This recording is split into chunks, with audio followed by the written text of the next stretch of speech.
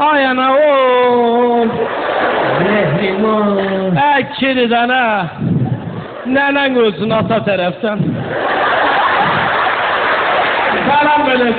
Salam abaşı. Bacı. Axırıncı sizseniz. Hə, mənsiniz. Oo, ne kadar millet var ha. Az ne versin millet.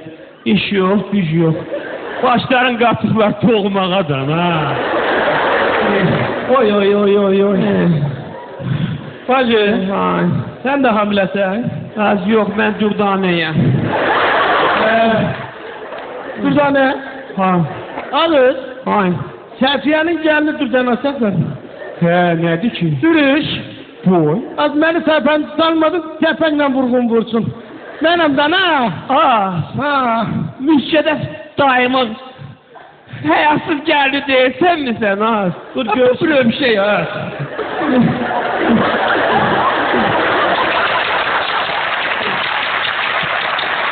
Nətəsə başına dönün.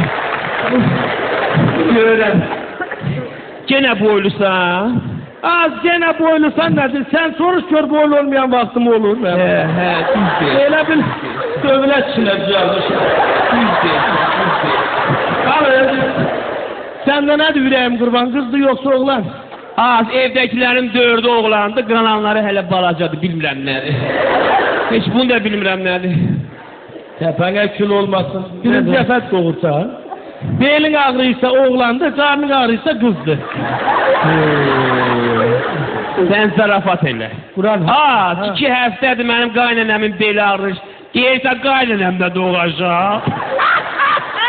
Məzələnsən eləmi? Az özüm qaynana deyiləm, sana doğmağa gəlmişəm. Amma eşit. Hayır. Bu doğmağın nə işi yaxşıdır? Nəyi? Doğuşa 1-2 ay qalmış, 2 adamı döymüş. Döyür, belə yüngülcə təpəndən başından vurur, amma qarnına vurmuş. Onların qadasını Allah bacı. Allah onları bizim üstümüzdən əski eləməz. Az, elə eləmir, dana ildə bir.